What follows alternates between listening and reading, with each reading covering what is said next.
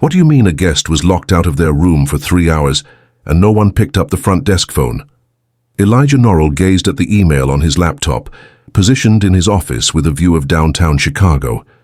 This marked the third complaint from the same location this week, one of the 19 hotels he had acquired over the last 7 years. He hadn't created the chain from the ground up. Instead, he had acquired it from a couple who were stepping back after years of treating it as their own family enterprise. Since that time, he had increased its size twofold, and perhaps, he conceded, he had lost some of the link to the daily workings. He raked his fingers through his cropped brown locks, reclined slightly, and exhaled deeply. The message had been flagged by his assistant. A visitor at the Midtown location reported that the front desk phone rang without stopping. The lobby was devoid of any staff, and when assistants finally arrived, they were unfamiliar with the process to reset the keycard system. Elijah's hotel chain stood out with its unique aesthetic, budget-friendly prices and attentive service. If that final segment was faltering, the responsibility lay with him. He had never set foot in the Midtown Hotel himself. It was the fourth one he had obtained, nestled between two larger establishments on a bustling thoroughfare.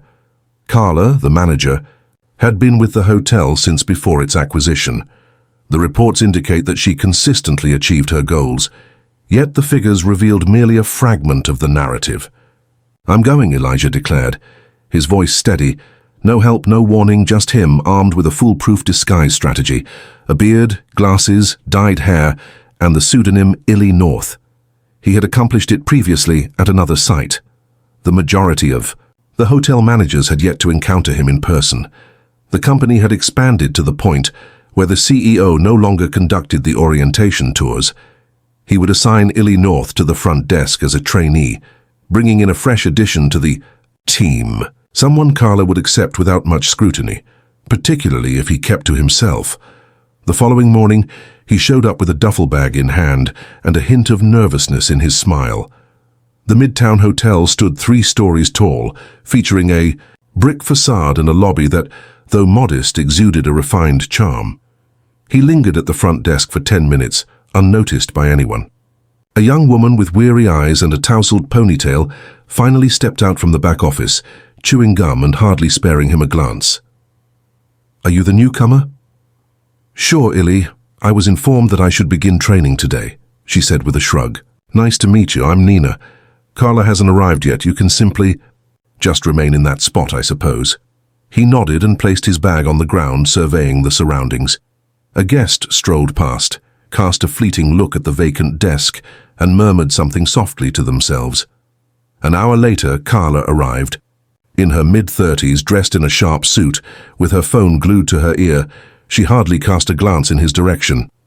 "Are you the trainee?" "Indeed." "All right, Nina, demonstrate the process of checking people in for him. I have 3 interviews lined up in the back." Nina inquired, "3? We are lacking. Once more, simply take action." Carla slipped away into the office. Nina let out an exasperated sigh. "Allow me to take a wild guess," Elijah inquired softly. "Are employees continuously leaving?" "Indeed. It seems that everyone who applies ultimately moves on. The compensation is inadequate, the hours are even less appealing, and Carla's tendency to micromanage is excessive." Elijah's eyes fluttered momentarily. "Is it really that bad?" Nina let out a harsh, mirthless laugh. "I'm on day 11 without a break. You adapt to it." He remained silent, merely observing. In the span of 5 hours, he absorbed more insights about the operation than he ever could from any written report. Nina demonstrated her intelligence as she skillfully managed check-ins, handled phone calls, and replenished the snack rack. Yet she found herself in solitude for the majority of her days. Other staff appeared and departed in quick intervals. A shift change in housekeeping brought Elijah face-to-face with Letty, a woman who appeared to be 65 but moved as if she were 80. She offered him a courteous nod and continued to maneuver her cart forward. During lunch, Elijah volunteered to take over the desk so Nina could enjoy her meal. She let out a derisive laugh. "Midday meal. Carla warned that if I exceed 10 minutes, again I could end up losing hours next week." His brow furrowed. "Is that permissible?" No, but she often makes comments like that. It leaves us all hesitant to speak up. At 4 o'clock, the fire alarm blared, its piercing beep resonating through the lobby. Elijah stood still, as did Nina. "Are you doing well?" "He," inquired. She appeared wan. "I'm at a loss here. Carla never prepared us for this situation. You've never experienced a fire drill?" "No, what I mean is that the alarm goes off occasionally, but we hold off to determine if it's just a glitch. Carla advises against alarming the guests." "Are you not evacuating?" "No one has informed me about it." Elijah felt a knot in his stomach. He emerged from behind the desk, guiding guests toward the front door with a sense of purpose. Several chose to follow. Others lingered, their expressions a mix of bewilderment and uncertainty. There existed neither a plan nor a designated meeting point. No one from management made an appearance. 10 minutes later, the alarm ceased its sound. No fire department. Fear arrived. Carla finally stepped out of the office. "It was just a false alarm," she remarked with a flat tone, smoothing down her skirt. "Technical malfunction. Everyone please return indoors." Elijah advanced with purpose. "Shouldn't we have made an evacuation plan?" Carla arched an eyebrow. "You are currently in training. There's no room for questioning my methods." He bit his tongue, a moment of sharp discomfort cutting through his thoughts. Nina cast her gaze downward, her eyes resting on her shoes. That evening he took refuge in one of the rooms. The corridor carried a subtle scent of mildew. The windows failed to secure correctly. He compiled a list. He hardly found rest by morning.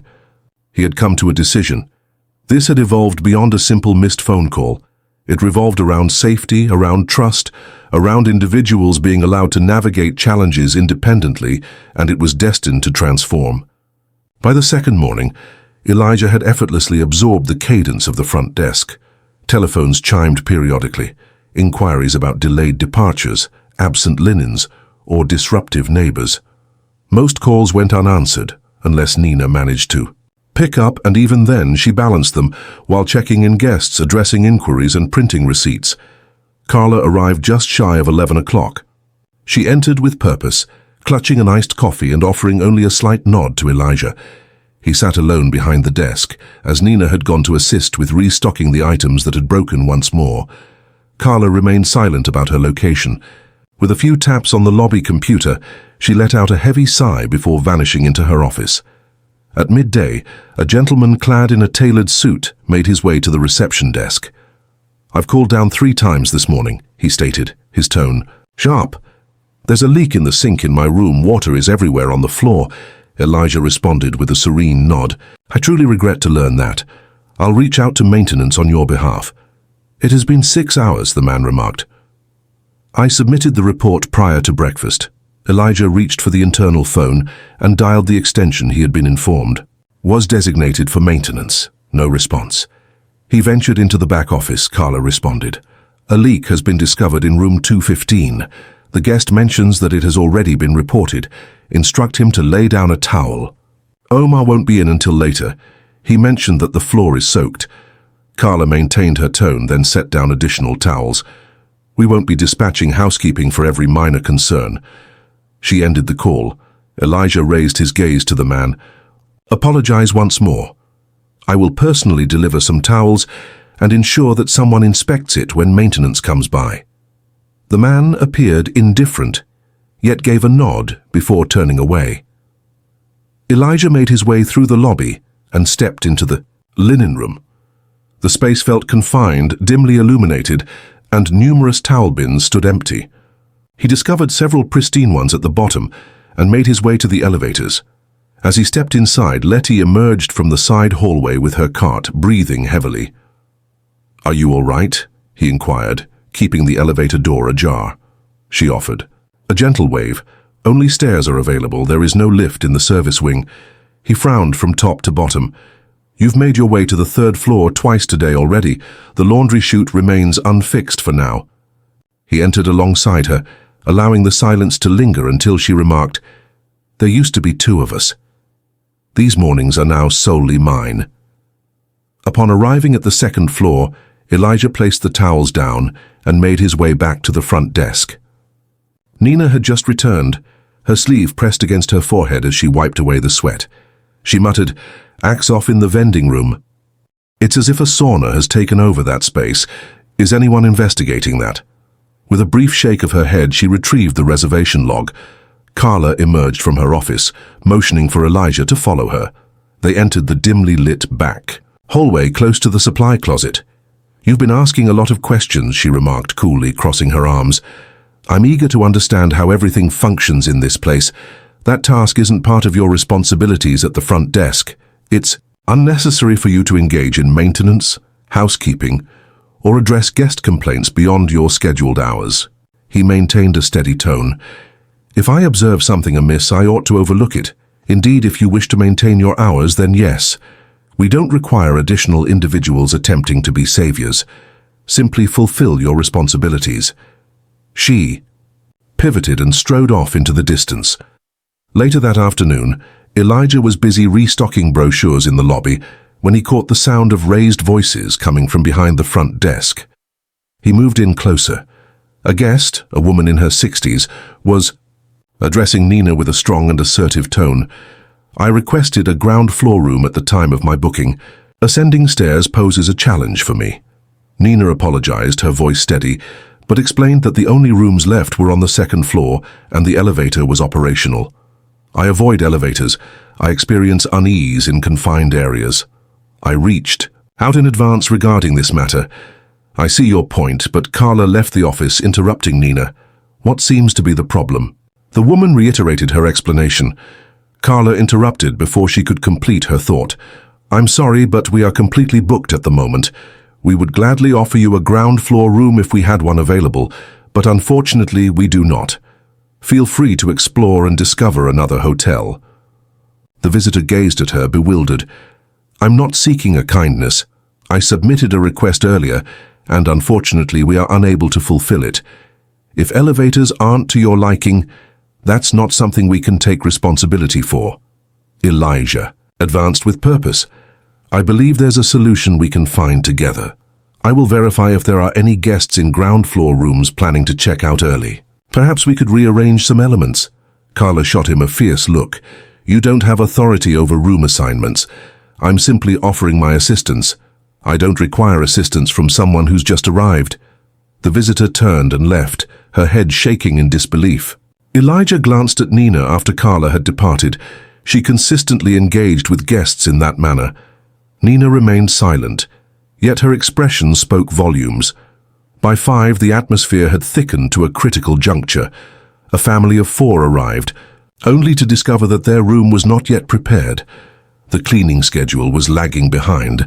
The children were irritable. The parents felt a wave of frustration wash over them. Nina expressed her regrets, provided them with snacks, and assured them she would reach out as soon as the room was ready. Elijah continued by reaching out to Letty, who was still navigating through the rooms with her cart. He informed Nina upon his return that she was handling 2 floors on her own. Nina's lack of surprise spoke volumes. There was no assistance to be found. This month we welcomed 2 new team members. One left after just 3 days, while the other didn't even make an appearance. That evening, Elijah found himself in the break room, his gaze fixed on the security feed displayed on the wall. Carla stood outside, a cigarette in hand, engaged in a conversation on her phone. Though her shift had officially ended, she remained inside the building. Nina entered the room and sank into a chair opposite him. "You look like you've been run over by a truck," she remarked. "It certainly seems that way." She leaned in, her voice dropping to a whisper. "You're more than just a trainee, aren't you?" He paused, uncertainty flickering in his eyes. "I'm not quite sure I understand what you're saying. Your inquiries are quite numerous. You genuinely feel concerned when things take a turn for the worse. That doesn't belong here," he observed, her intently for a brief moment.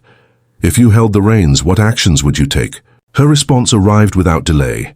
Bring in additional staff, address the malfunctioning systems, and let Carla go. He remained unresponsive. Nina remarked that she's been this way for years. People hesitate to report her out of fear of losing. Hours, yet many choose to leave because of her. Visitors express their dissatisfaction due to her presence, and the rest of us simply attempt to understand. He nodded slowly. I appreciate you sharing that with me. The following morning, Carla's actions intensified. A young man named Tarek arrived to begin his inaugural shift. He was tasked with assisting Letty with the laundry, but in less than 20 minutes Carla took him aside and charged him with tardiness, despite the time clock indicating otherwise. I don't care what it says, she declared. You seemed unprepared for the task at hand. That's equivalent to arriving after the expected time. As he attempted to articulate his thoughts, she interrupted him. Refrain from engaging in a debate.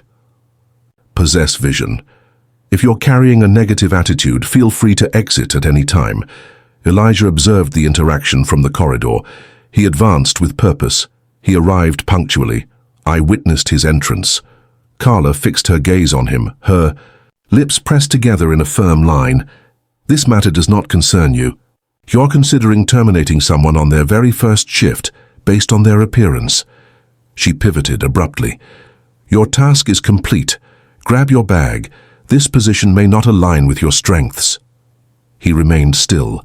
Instead, he delved into his pocket and retrieved his ID. Elijah Norell, creator and leader of Norell Hospitality Group. The corridor became still. Carla's eyelids fluttered momentarily. Excuse me? I have been operating incognito since Monday. I've had my fill. She parted her lips, yet he raised a hand to silence her. Your responsibilities have been lifted. Without hesitation, she flushed crimson. Surely you jest. He kept his voice steady. There have been significant oversights regarding guest safety, protocols, a lack of respect towards employees, and breaches of several company regulations.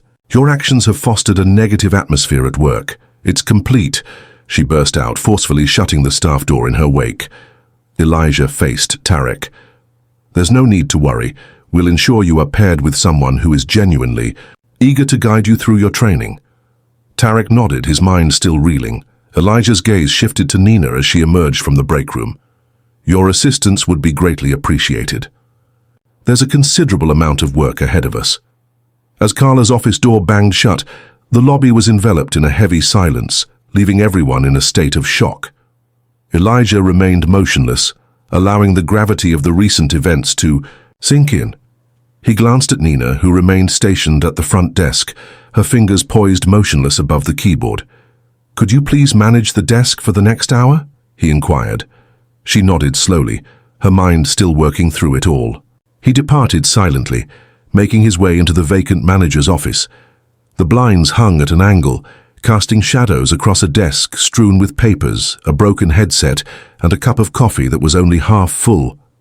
He settled into his chair and powered up the desktop computer. The login remained active. He began examining shift logs, time card entries, maintenance requests, everything Carla had overlooked or mismanaged. Numerous unapproved schedule changes occurred, along with several instances of hours being reduced midweek without any explanation. The maintenance ticket system has remained stagnant for more than 6 weeks. Many requests remained in a state of uncertainty or were entirely unaddressed. He produced a complete printout of all the materials. An hour later, Elijah made his way back to the lobby and beckoned Nina to come over. Could you please bring Letty and Tariq to the office? I wish to converse with each of them individually in a private setting. She gave a quick nod and slipped away down the hallway. Letty entered first, still clad in her uniform, her cleaning gloves hanging from her apron strap. She settled into her seat opposite him, her hands neatly clasped in her lap, a hint of shyness in her demeanor. Are you aware of my identity now? He inquired softly. She offered a tentative nod. I'm not here to complicate matters, he stated. However, I must grasp the true experiences of individuals in this place. Letty's voice carried a gentle yet unwavering quality. I have been employed in the hotel industry since the early 80s. This location once held a reputation for excellence, yet it has faced challenges in recent times. Excessive spaces, insufficient assistance. When I mentioned it, Carla suggested that I could reduce my shifts if I was feeling fatigued. How frequently did you find yourself alone on your floor? On the majority of days. At times I would have someone for a couple of hours, but then they would be called away to handle laundry or take over at the front. Do you ever take a moment to pause? I seize 5 minutes whenever possible, typically not during working hours. He drummed his pen softly against the desk. Starting tomorrow, you'll be reassigned to a smaller section, and we are bringing on 2 part-time housekeepers to assist with morning coverage. It's not advisable to tackle 3 floors by yourself. Letty blinked, then gave a firm nod. As she began to walk away, Elijah reached out softly to halt her departure. This place has thrived despite the most challenging circumstances. That will no longer be overlooked. She offered him a subtle smile before departing the office. Next, Tarek entered the scene, fidgeting with the hem of his polo shirt, visibly unsettled. I realize I'm just starting out, he said hastily, but I didn't mean to create any issues. I understand, Elijah replied. You conducted yourself admirably. Tarek settled into his seat, his eyes still filled with caution as he reassured, You're not in trouble. Tarek paused, wanting to understand what she had said to you before I arrived. She remarked that I appeared unmotivated. I appeared to lack motivation. I simply clocked in and headed to the laundry room as instructed. Elijah reclined, his expression a mystery. Has she ever spoken to anyone else in that manner? I've just arrived, Tarek remarked, but I noticed her. Raise her voice at another guy earlier. He mentioned that his tattoos made him seem unsuitable for a front desk position. He merely nodded and strolled away. Who might that be? The individual is named Theo. He mentioned that he was brought on for the night shift, but he still hadn't received a schedule. Elijah rose to his feet. Thank you. You will now be reporting to Marcy. She'll be arriving tomorrow from our Northside location to assist in stabilizing the situation here. Tarek offered a brief nod before departing. Elijah reached out to Nina last. Upon entering the office, she surveyed her surroundings, briefly before settling into her seat with a deep exhale. It seems you might have some inquiries, she remarked. Just one, he answered. What made you choose to remain? She cast her gaze upon her hands for a brief moment. I required the position, as my sister is attending school, and I assist in covering her rent. I thought that by staying focused and not drawing attention to myself, everything would balance out in time. However, they chose not to. So they deteriorated further. Carla had a talent for making you feel fortunate simply to be part of the team. Elijah observed her intently for a moment. Your understanding of how this place operates surpasses that of anyone else I've encountered. Here, please assume responsibility for scheduling and daily operations until we appoint a new general manager. Her head jerked upward. Hold on for me, just for a little while. You've earned the opportunity to take charge, but it's not going to be handed to you. You'll need to demonstrate that you can manage it. She let out a long, deliberate breath. Very well. I shall proceed with it. From this moment forward, I expect every employee to be scheduled for a proper break. There will be no more skipped meals. If someone is absent, we make fair adjustments. No longer will it all rest on a single pair of shoulders, she acknowledged, her demeanor shifting to one of heightened concentration. I will have the new rotation printed by tonight. I shall return in 2 days. In the interim, I will be inviting a representative from HR to join the team for discussions. Every concern will be heard. Without filters or pressure, she stood firm. Thank you very much. Hold off on the gratitude for now. There are numerous issues to address. That evening, Elijah strolled through the property, clipboard in hand, taking in the details around him. He meticulously examined the door locks, assessed the functionality of the alarm system, and scrutinized the emergency procedure binder located at the front desk. It had not seen an update since 2019. He had left a note. Complete fire drill training. By the end of the week. Compulsory involvement. Signed EN. The following morning, a corporate HR representative named Rena, a quiet and observant woman, arrived to set up in the break room. One by one, the employees engaged in private conversations with her. Elijah maintained his space, yet as the day drew to a close, she presented him with a brief overview. She remarked on the presence of a consistent pattern. Carla employed fear tactics and restricted hours as a form of retribution. Some of the younger team members mentioned that they were advised not to take her comments about their appearance to heart. Is anyone else involved? No, only her. He acknowledged that others spoke of a culture marked by silence rather than collaboration. We will ensure it is done correctly. That afternoon, he gathered the team in the lobby. Letty rested against her cart. Tarek lingered by the elevator. Nina positioned herself to the side, arms folded, yet her gaze remained intent and observant. I won't pretend to know what you've been through, Elijah began. I caught just a glimpse, yet it was sufficient. He locked eyes with each of them. Your work environment must be secure, equitable, and efficient. This week marks the beginning of our search for 3 new support team members. Housekeeping will be divided into more manageable areas. Maintenance is being temporarily reassigned from a different location. Indeed, we are conducting comprehensive safety drills. A handful of individuals shared fleeting looks. I plan to return. Here often. Eliminate the lengthy pauses. If there's a flaw in the system, I want to hear about it directly. After a moment of silence, Letty finally broke the stillness with her words. What is the situation with Carla? She will never return. Silence enveloped the room, devoid of applause or cheers, yet the silence carried a different weight, less strained, more substantial. Once the meeting concluded, Elijah lingered, observing the night shift unfold.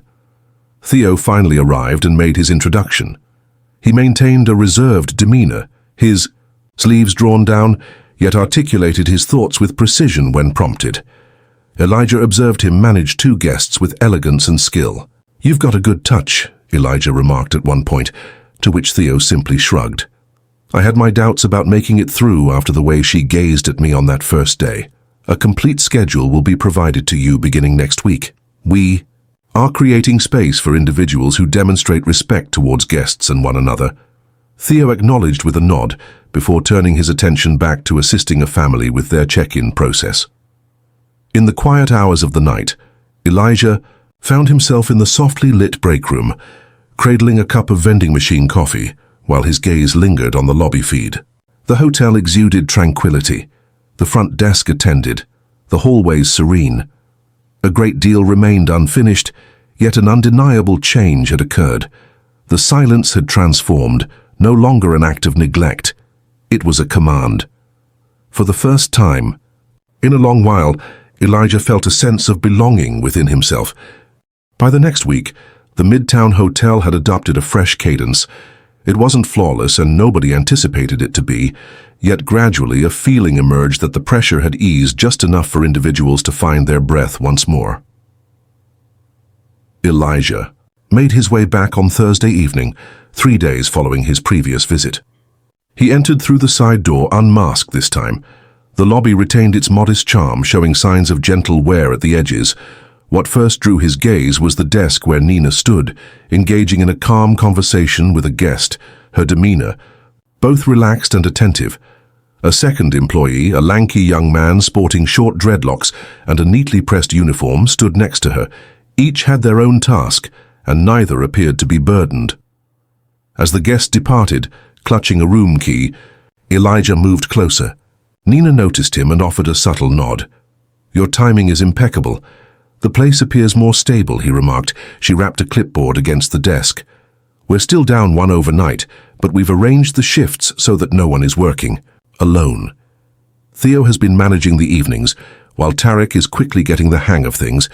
Elijah faced the young man. Who might you be? Jordan, I began on Monday. Nina has been guiding my training. He reached out his hand. Elijah gripped it tightly. Are you getting comfortable over there? Absolutely, it's hectic, but the group is cohesive.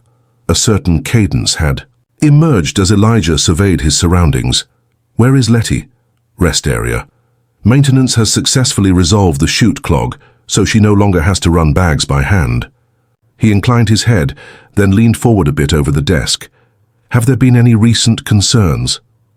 Nina paused, uncertainty flickering in her mind. Yesterday afternoon, an incident occurred where a guest became aggressive with Theo.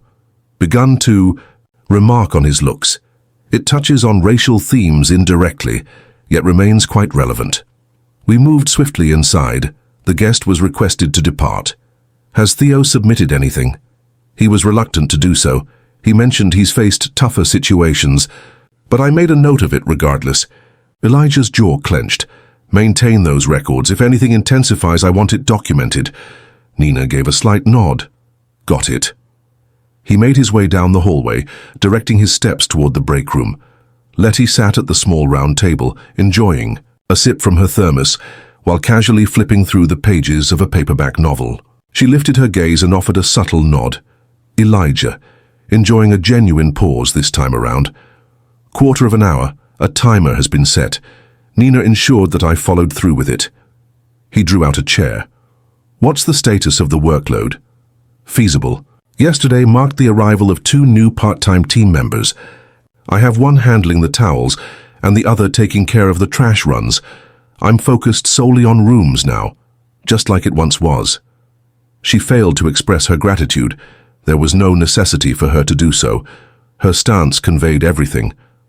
After a few minutes, he rose to his feet. I will be performing a walkthrough upstairs. Is there anything I should be on the lookout for? The window in room 207 remains stubbornly stuck. I submitted the request again this morning. I will take a look at it myself. He ascended the stairs, meticulously inspecting each room, attentive to the subtle nuances that frequently eluded notice. A dripping faucet in room 219. A corridor panel featuring a slightly detached cover. After jotting down his thoughts, he made his way back down. At the front desk, Jordan assisted a guest in printing a boarding pass. Nina meticulously examined the handover log. Elijah quietly led her to a more private spot. I have a question that I've been hesitant to bring up. Understood. What kept you here during the toughest times? She hesitated. I believed I could endure it. Carla, the tumult. I refused to allow a single poor manager to push me away. You still desire the temporary leadership position. I certainly do, but only if I can ensure lasting solutions, not merely temporary fixes. He gave a single nod. We have begun the process of evaluating candidates for the permanent GM position. Some come from afar, yet I aim to be just. Next week you will have a formal interview. Excellent. I seek an equitable opportunity. He inclined his body just a touch. Upon securing the position, you will be tasked with preparing your successor. This place can no longer center on a single individual. I wouldn't want it any differently. Later that night, he found himself in the manager's office, the door left slightly ajar. A knock resonated about an hour later. Tarek entered, adjusting his stance ever so slightly. Absolutely, I've got a moment to spare. Tarek pondered aloud. I would like to cross-train for night audit. Not on a full-time basis, just as a backup. Elijah arched an eyebrow. That's quite a challenging task, I can assure you. I have been observing Theo. He possesses keen insight. I wish to absorb his knowledge while the opportunity is still here. Elijah motioned toward the chair. Take a seat. Tarek took action. Just a week ago you had your doubts about making it this far. I was not. However, when you took the time to sit down with me after Carla made her decision to leave, it shifted the dynamics. You didn't turn it into a speech. You have just absorbed the information. Elijah remarked, that won't be uncommon anymore. The entire training protocol is undergoing a complete overhaul. I want every new team member to understand their reporting structure, the opportunities for advancement available to them, and who will support them in case of any challenges. Tarek inclined his body, drawing closer. Elijah nodded, expressing his desire for that kind of environment. In that case, you'll contribute to its creation. The following morning, Elijah arrived at the office bright and early. Rena from HR made her entrance just after 7, balancing 2 binders and a laptop bag in her hands. She arranged herself quietly in the conference room. The staff interviews have been completed, she stated. The transcripts have been compiled. Does anything catch your eye? There are 2 points to consider. Almost every employee mentioned that. They had thought about leaving their job in the past 3 months. All of them expressed that their feelings had changed now. With Carla absent and the understanding that someone is ready to hear him out, he perused the binder. Are there any lingering concerns? Only one. A number of employees brought up an older maintenance contractor named Arnold, who is in his mid-60s and works part-time. It has been reported that he has been neglecting his scheduled checks and has expressed a reluctance to undertake tasks beyond the second floor. What is the reason? Uncertainty loomed, yet a gap in coverage was forming as Elijah stood firm. We'll address him personally. Arnold made his entrance just after 9. Elijah found him outside by the loading dock, perched on an overturned crate, leisurely sipping coffee from a thermos. So, we're talking about Arnold, correct? That's who You've been tending to this place for quite some time. 6 years. Initiated under the previous proprietors, I've received several reports indicating that you've been steering clear of certain floors. Arnold reclined slightly. It's not about avoidance. It's simply that I find it cumbersome to carry tools up. 3 flights when the elevators are unreliable. He shrugged, saying that it wasn't recorded in the log. I preferred to keep things low-key. Elijah crossed his arms, thinking that perhaps someone else might take care of it.